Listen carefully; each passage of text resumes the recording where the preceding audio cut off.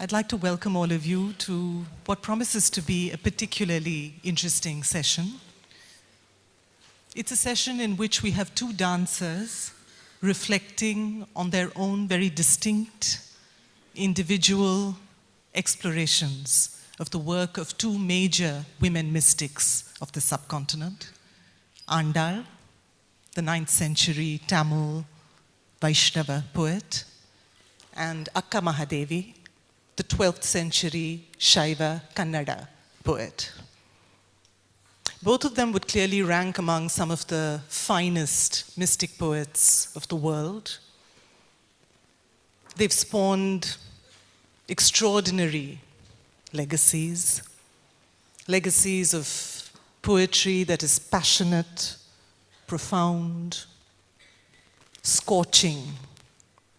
Poetry that's provoked several modern translation projects, which has made their work better known to an international readership, but which is also testimony to the fact that these poems speak to us today as modern readers in very compelling, very provocative ways. Before I open this up and ask both Anita and Madhu to talk about their own negotiations with these poets, I just want to make a few very brief observations about the kind of poetry we are talking about here. These were observations that surfaced during the making of a recent anthology that I put together, a penguin anthology of Bhakti poetry called Eating God. And I just want to share a few of my own entry points, just to give you some sense of what drew me to these particular poets. Perhaps the most important thing I should say at the start is the fact that these are Bhakti poets, but the word Bhakti here certainly doesn't mean any kind of monochromatic devotion. This is not lukewarm poetry. This is not tame poetry. It's not a poetry of easy surrender. It's not a poetry of easy self-abnegation. This is poetry authored by women who would see themselves less as God-fearing than God-possessed, God-mad, God-intoxicated. They're not interested in a poetry of supplication as much as expressing their own very turbulent interiority. So that gives rise to a poetry that speaks in multiple tones to the divine.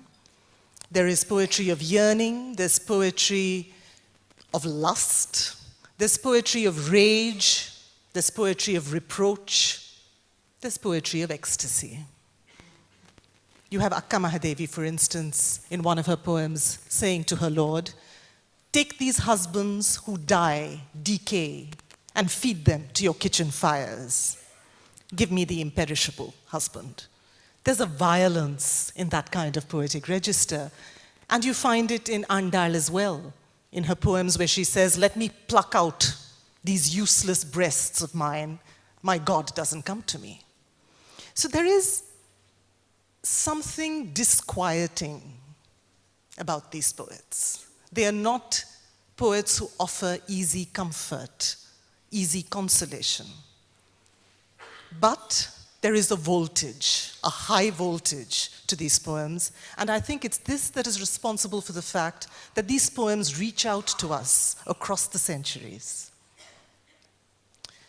The second point that I'd like to make is the fact that these are poets who assert a fiercely personal, direct, one-on-one relationship with their gods, whether these are gods conceived in terms of a Shaiva or Vaishnava imagery.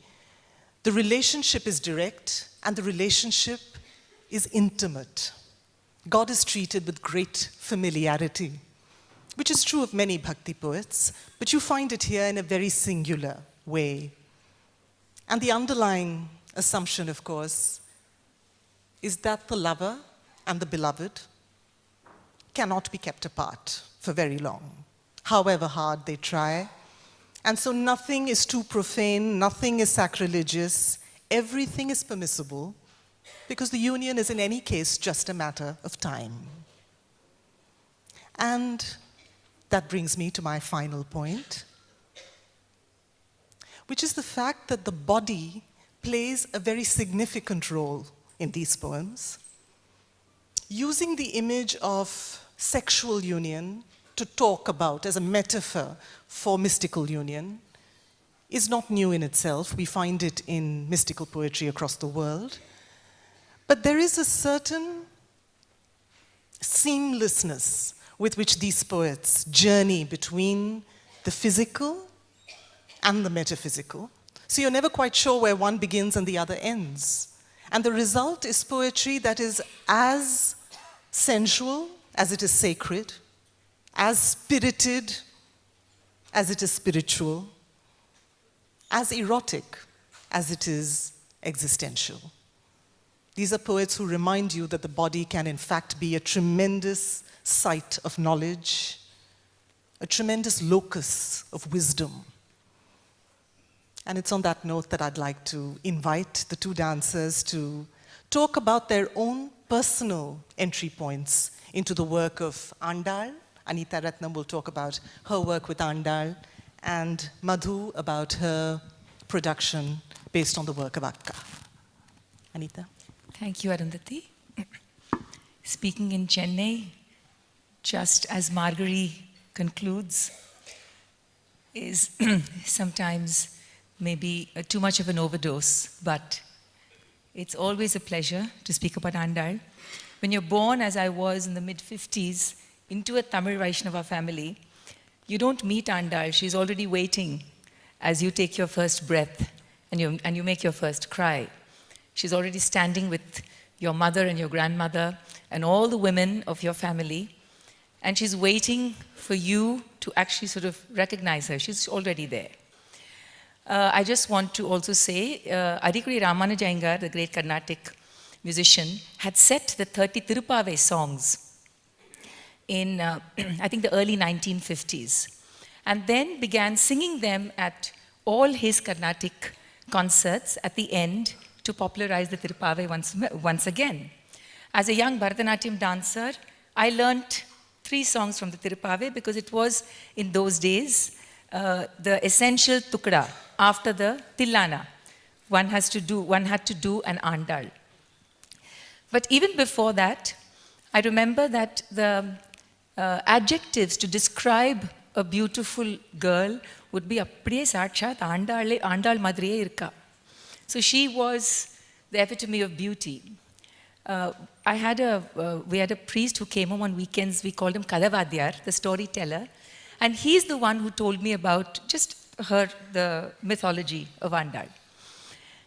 Yes, she was a young girl in love with Krishna Rangamannar, but what interested me was she was disobedient. She wore the garland before giving it to the Lord.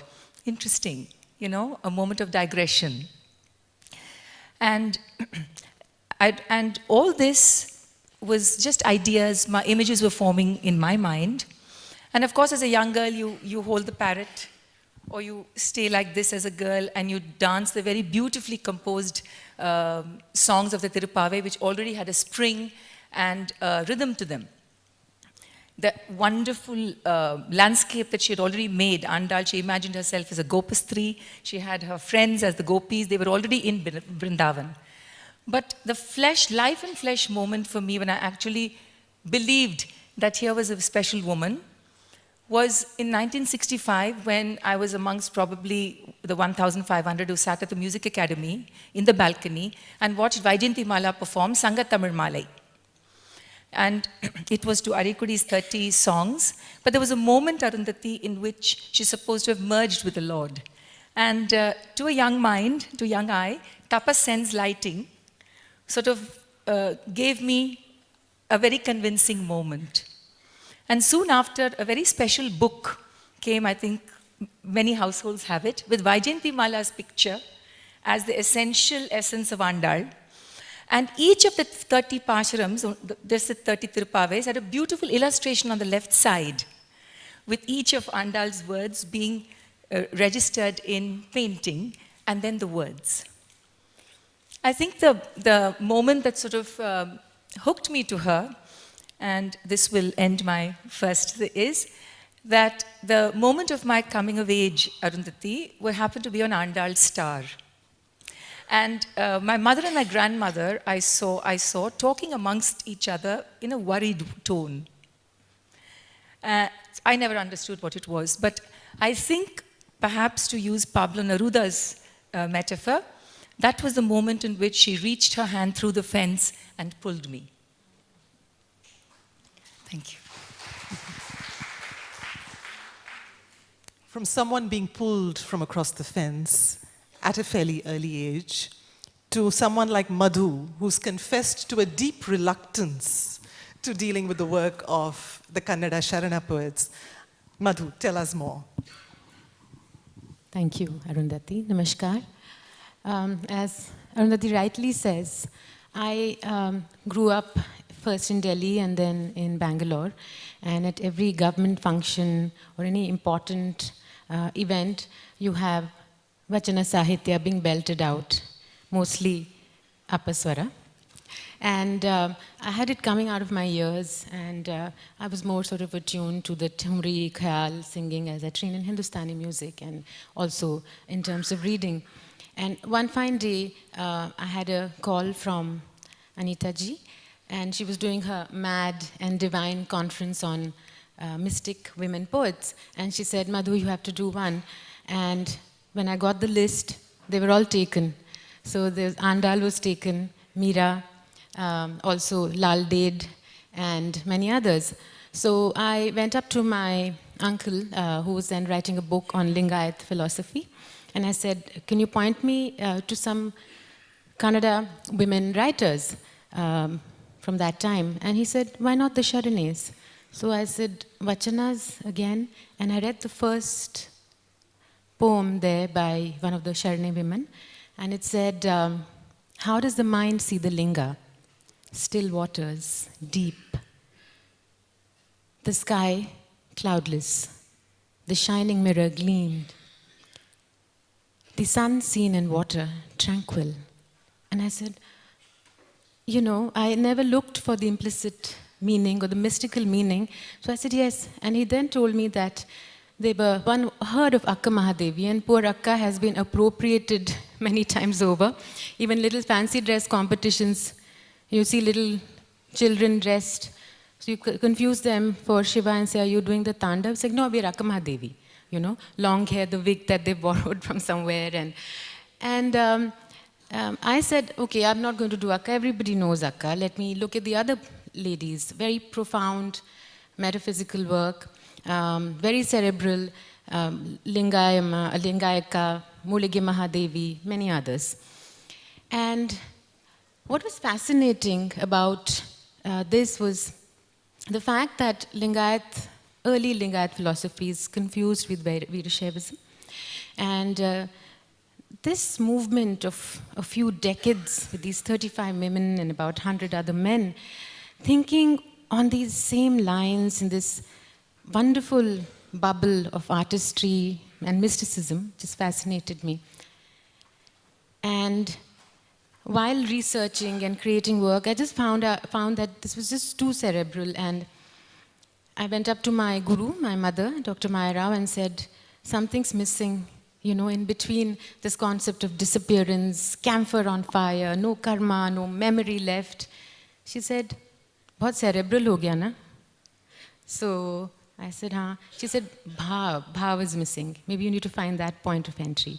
And like her legendary hair, she came cascading into my life, Akka, and I'll tell you later what I did with her poetry.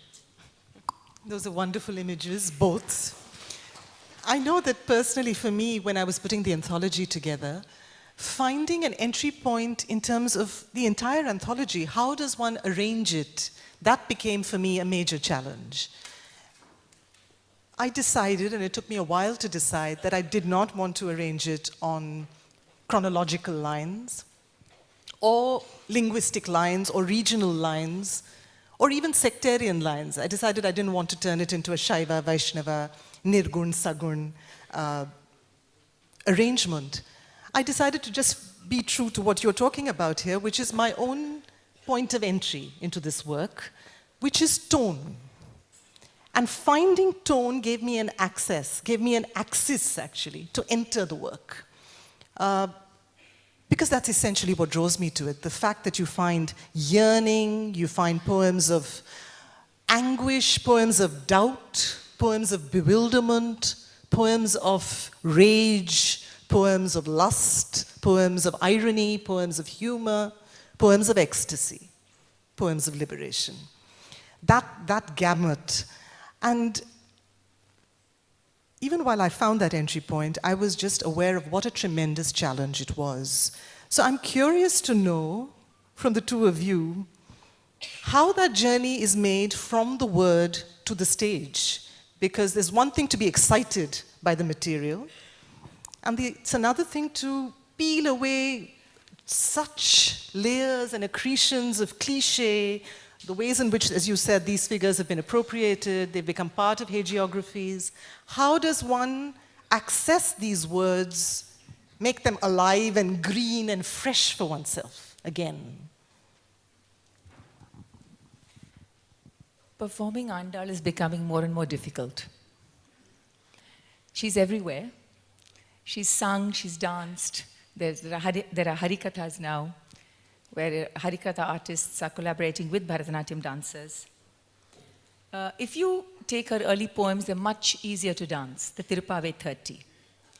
And there's a very famous Kautvam also, says, Villi Nagaratil Vishnu Chittan Magalaga Vandir Adi Puranal Vatapatra Shayanatil Shudi Kodutta Pu Magalagia Godai. Now these things are easy, they have a rhythm for a dancer. You can interpret, suggest, use the gestural language. Take all the 30 Tirupaves where you feel she's young, she's eager, she's earnest, she's exhorting everybody, wake up, wake up, wake up. But even there, you see her asking Nappinne, the Lord's consort, please release him to us, please release him to us. When I returned to looking at Andal's work, many, many years later, I was not a teenager anymore, I was in my 30s. And the words that appealed to me were in her second set of compositions, the very daring Natya Tirumuri. So you have a complete image of an excitable, enthusiastic young woman in the Tirupave, but the tone changes so immediately in the Natya Tirumuri. In the first set of 10, it's a straight attack.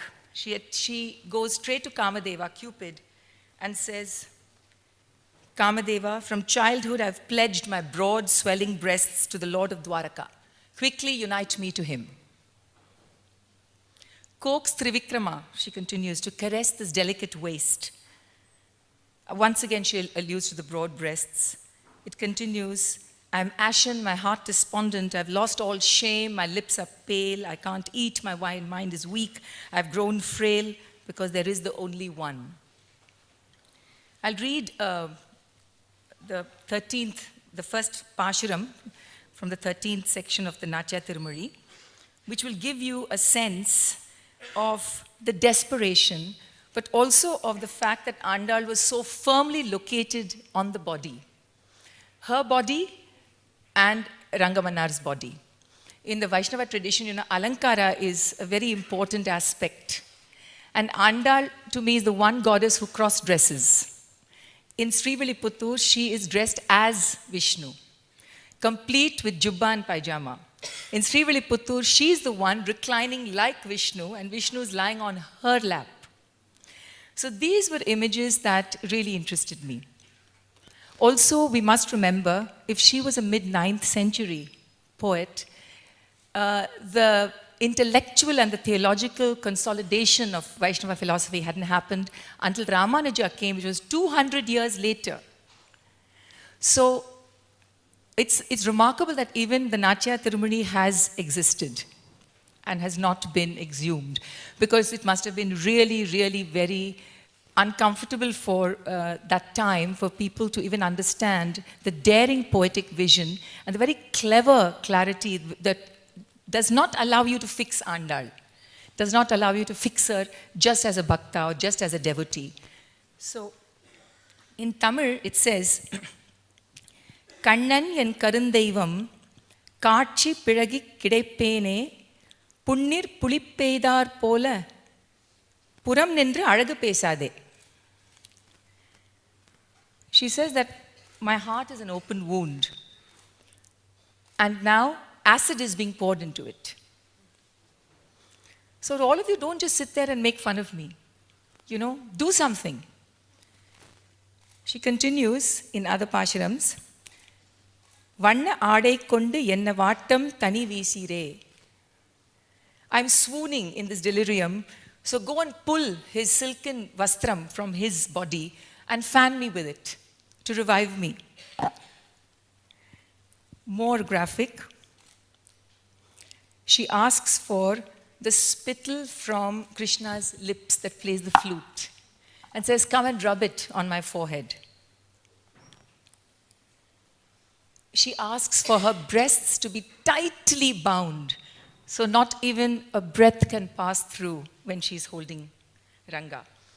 So this is the kind of very explicit, sensual, sexual imagery that the Natya Tirumazhi contains. I was not allowed to read it, and certainly not perform it. But when in your 30s, you can do a lot. So, for a choreographer, what I did with the assistance of my brilliant costume and visualizer Rex was to have a masculine costume neck down and the feminine Andal with a konde neck up.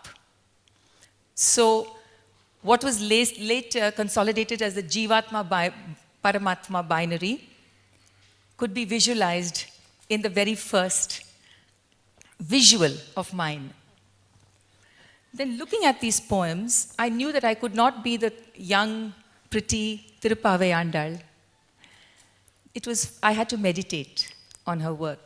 So thanks to Prasanna Ramaswamy, who said, sit down and just do the kai. Sit down and do the kai. Don't dance it first. Sit down, enjoy the poetry, do the gestures, and then you can get up and dance it. So I found the moment of being seated or still, because as you know, the Arvas were supposed to have stood and sang, while the Nayanmars walked and sang.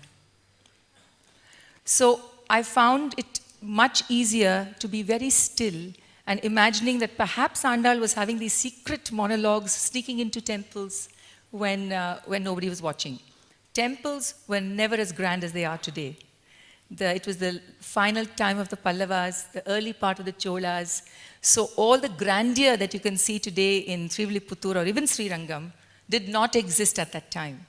So what is more so remarkable is, what was this chattering that was going on in this young girl's head that she could conjure up such wonderful imagery of the way the Lord looked and the entire world that was perhaps changing, of course, but in South India, she probably never traveled very much either.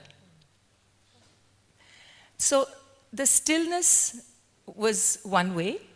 Another way was to not set it to a Carnatic song, because there's something that doesn't work when you start setting Andal's later poems to rhythm and tune.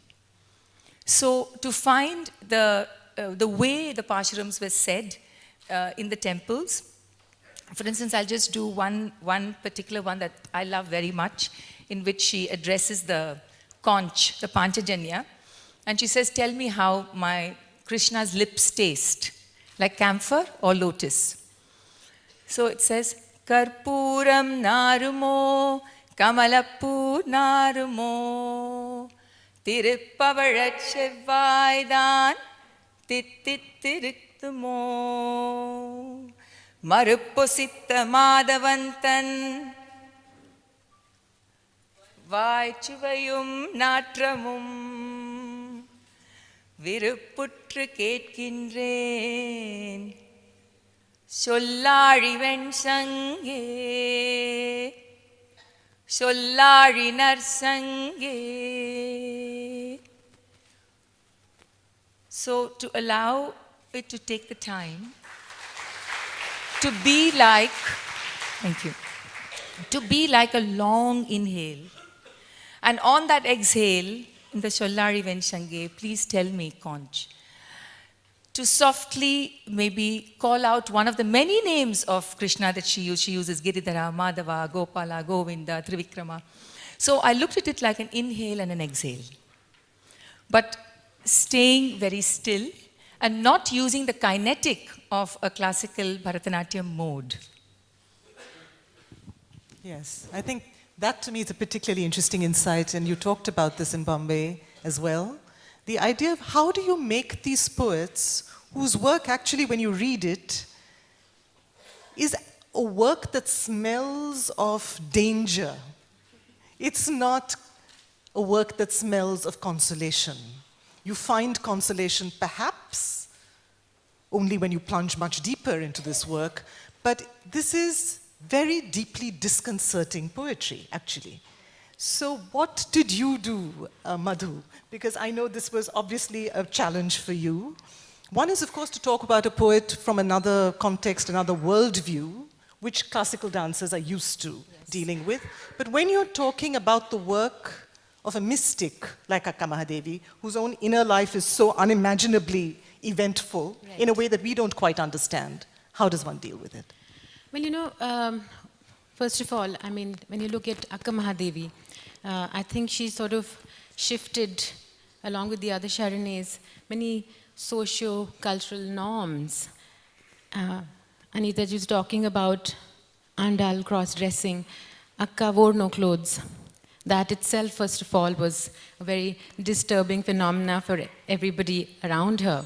In fact, when she also, to consider the fact that, I don't know how much of this is historic veracity, you could place it in that space, how much is it folk legends?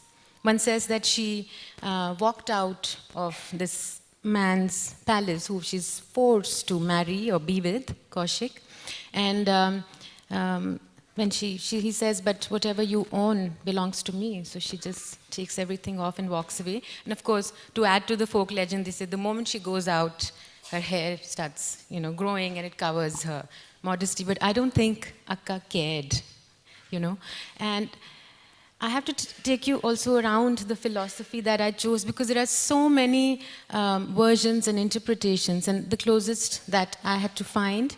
So the grid I chose was the translation by Basrur Subrao, where he has very deeply examined the space that the philosophy existed in, that it was so highly inspired by Kashmiri Shaivism, that there is a god who's sort of asexual.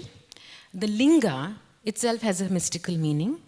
Li being loss, and ga is to go away, to disappear without a trace, like camphor on fire. That there is no karma, there is no memory, nothing is left.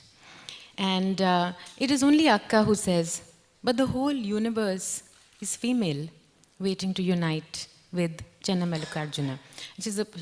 He's called by various names, the Linga, Kudala Sangama Deva by Basavanna, and Akka calls him the white jasmine. So she's also, they keep talking about the Sharanes, this great shining light that they disappear into. And apparently this disappearance was an actual phenomena. We hear about it with most mystics, that there was some kind of dissolution because the Aikya philosophy of the triangle, etc. I have a couple of pictures, maybe the lighting console has. So I chose to open the piece with me. Almost looks like I'm levitating. So I always work with collaborators. I don't think dance can exist in isolation, so the text apart. There was a photo artist who actually created images for me, and an animator, and of course the soundscape. So it begins with this, I'm sort of attacked by images of urban India and sounds, traffic and cell phones. And slowly, this might not be the right time to say this in Chennai, but I actually get drowned in bliss and water starts to flow over my head. So I chose not to show it today. As the poetry of the Sharanes of Akka starts to be spoken. And I kept the first part of it more contemporary in language. And then the threshold, the mountain peak, all these are references that keep emerging in this poetry. And with Akka too, although she's more explicit, for her the body is a site for pleasure, which you don't find in the other poems. I chose to do one of her vachanas in a Thumri format. And it was a sort of opposite, diametrically opposite from what you do in a Shringara piece, which is you start to dress up and then wait for your lover. And in her longing are the moments of realization and revelation. So in my Thumri, she takes her clothes off. And also there is a concept of constant wandering, the Jangama. And the metaphor for me were the clouds that keep passing, they never stop, and she wants to be like those clouds and wants to unite with Chenna Mallikarjuna. So I'll just, it was a 40-minute work, but I'm going to just show a quick 1.5-minute excerpt. So the poem that I chose, and also to tell you, because it was so sort of, had to be shown of ornamentation, I was very clear about that. The work has evolved from here to a very different piece now, 4 years hence. But even Praveen D. Rao, my music composer, I told him I don't want any instruments. He said, what are you saying? I said, yeah, why don't you just say the tabla bowl and have a female voice, and that's all I need. And it actually turned out quite interesting. I don't know how it sounds to you. But the poem is Kanutta Kanutta Kangalu Muchide Nodaya Kelutta Kelutta Mai Mare Doragide Nodava. So, and it goes on. But just to give you a gist, it is that as I watch my eyes close, it's actually again the Sharane moment of realization as you're standing on the threshold of death and life, when the sensory organs stop working, the eyes don't see, and whatever you know as your memory, your ego, everything disappears, and Bayalu happens. But some of them talk about a memory emerging at that time. It could be seen as the memory of being Shiva or the Linga at one point, or being united with them. But Akka is explicit. So here she says that as I listen to you, my body disappears. As I look at this carnal bed, it's as if it doesn't exist for me, because I'm waiting to unite with my Chenna Mallikarjuna. And then another vachana that I added to that, which to save time I will not read it in Kannada again. She says that you capture my mind, you erase my memory, you accept my bliss, my ecstasy. I am his love, and this is how I became his love. So I'll show you this little piece. I think there's another slide with the threshold. I actually did an interactive multimedia piece where I create that threshold. But I'll just show you this little piece done in the Kathak repertoire. Again, you will notice that for me, her longing becomes the sanchari. So when, in Kathak, and especially my guru, when she learned from Shambhu Maharaj, was always to look for the associated meaning. So the fish out of water, it's tadap, or the moon light to which the lotus opens up and is waiting. So these are little moments, but please forgive me. It's just 1.5 minutes, so I have to really edit. And I keep usually saying, why do these Kathak dancers always apologize before they show? I'm doing that now, so I'm sorry.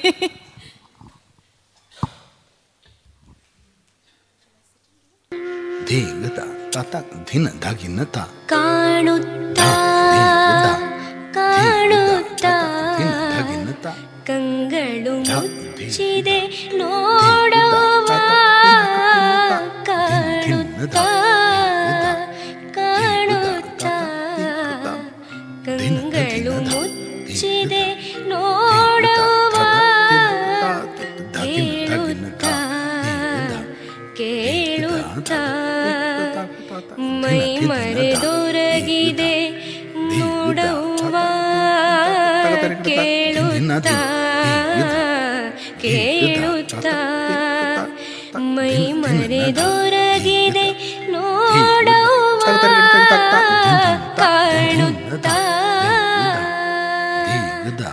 ಹಾಸಿದ ಹಾಸಿಗೆಯ ಹಂಗಿಲ್ಲದೆ ಹೋಯಿತು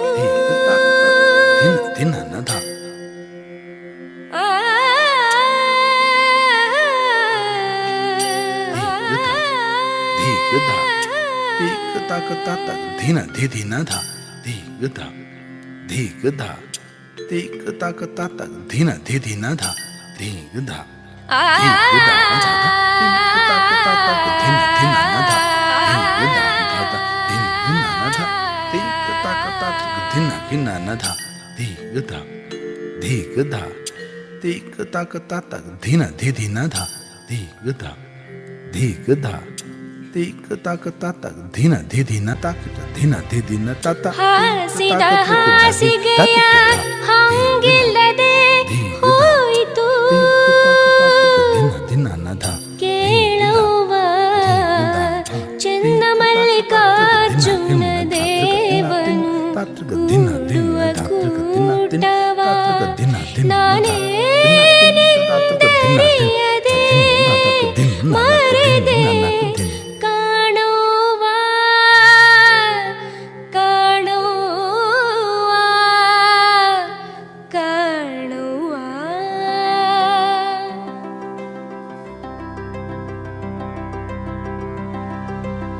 ಎನ್ನ ಮನವ ಮಾರುಗೊಂಡನುವ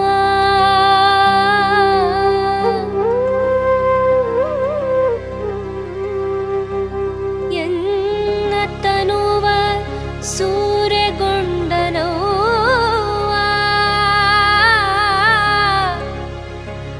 ಎನ್ನ ಸುಖವನೊಪ್ಪುಗೊಂಡನುವ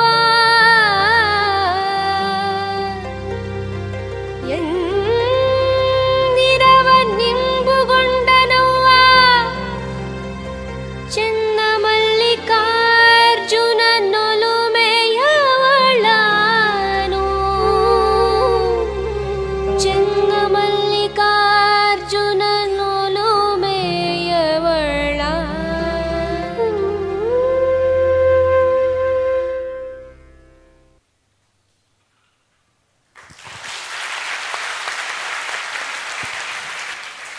The wonderful thing about having dancers on a panel in a lit fest, these are the rewards. You won't find it when you have just boring writers on stage. I know we'll have to be winding up very soon, so I want to just ask both of you something about what these engagements have meant to you. Usually when one finds oneself extended in some way, you also find things sometimes turn in unpredictable ways. You end up in places where you didn't quite expect. So what for you were the rewards or insights? What took you by surprise? Obviously, first, Arundhathi, it was the intensity of her words. The fact that she was so direct, unlike Nammarvar, Tirumangai Alvar, Tirumalizai Alvar, who also write in the female tense. She didn't want to have any sakhis. She didn't want mediators. She just spoke directly to Kamadeva, directly to the peacocks and the birds and the clouds and the rain. She felt that she was them. She had the authority to do that. Interestingly, in the Natya Tirumuri, she begins, of course, imagining herself to be a gopi in Vrindavan. She ends saying, "Where is Vrindavan? Take me once again." So she does return to that. But I think I have one more Andal work to do, and I was planning it. It was called Andal, the Broken Mirror, because I am really more interested, engaged, and very, very intrigued by her later moments. And you know, in the Vishnu tradition, they say Vishnu is in three forms: standing, sitting, and reclining. And I'm thinking, as a choreographer, I would use those three moments of stillness to really explore her poetry. I haven't decided exactly how, but she keeps throwing up these possibilities for me every time. As I said, she's more to me like a poet whose words I read, I just return to, because you've got to remember, again, mid-9th century. Akka Mahadevi, everybody came at least 200 years later. Ramanuja himself came 200 years later. And one image of Saint Teresa, the Spanish saint at Avila, who in her time was considered a heretic and was, her life was ended. There's a beautiful statue next to the Vatican where she has her head thrown back in ecstatic rapture, and Gabriel has an arrow ready to pierce her heart. Even she was in the 12th century. So I consider Andal so radical. She was like a Joan of Arc. She was just burning. Something was burning. I can question, how can Andal just disappear, as the mythology says? How does Meera just disappear? Perhaps in Hinduism it's convenient, Arundhathi, as we agreed earlier, that it's convenient to have our women just disappear.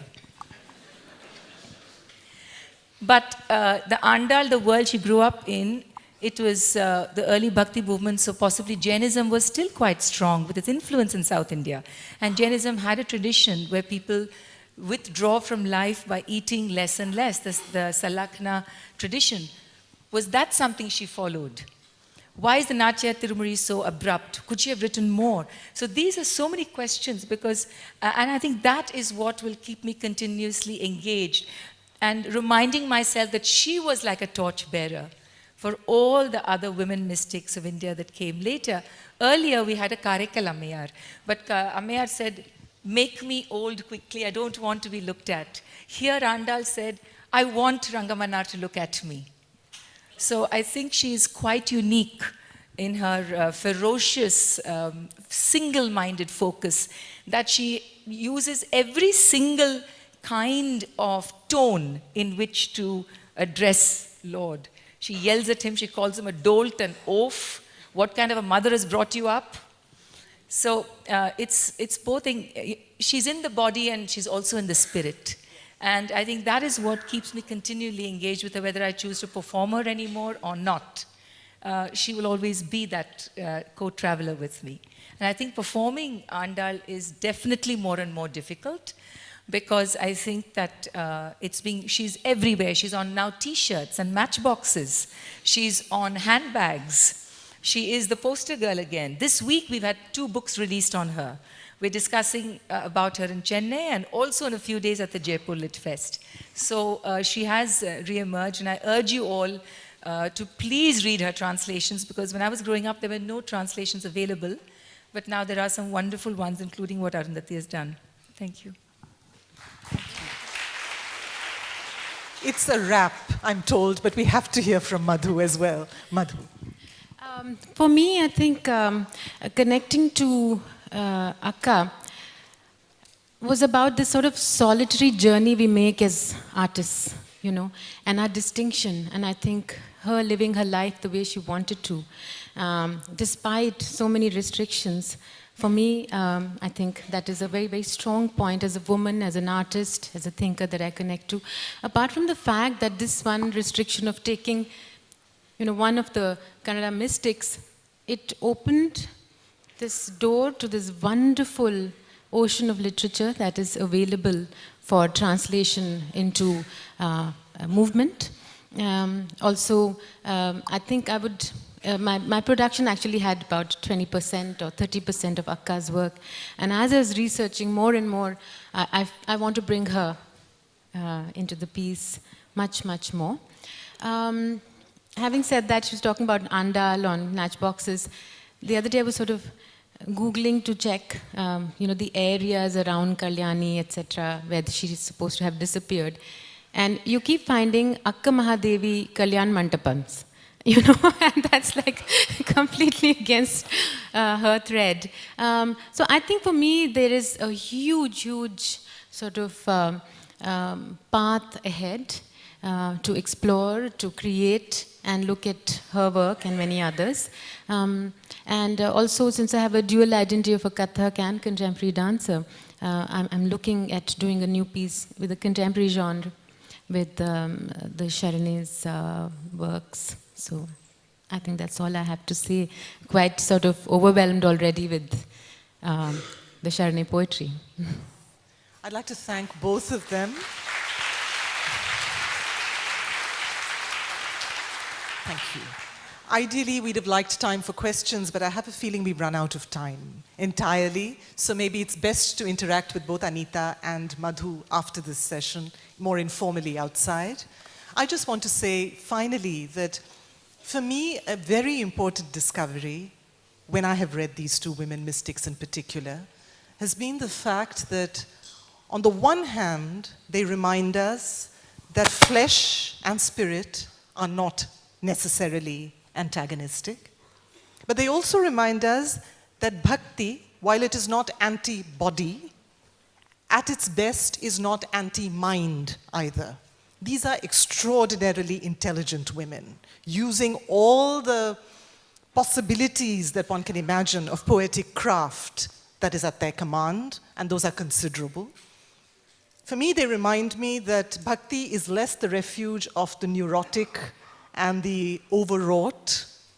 It's much more a very destabilizing, very disruptive technology that these women consciously seize. They seem to remind us that it is a very radical, a very profound science of the heart. Thank you very much.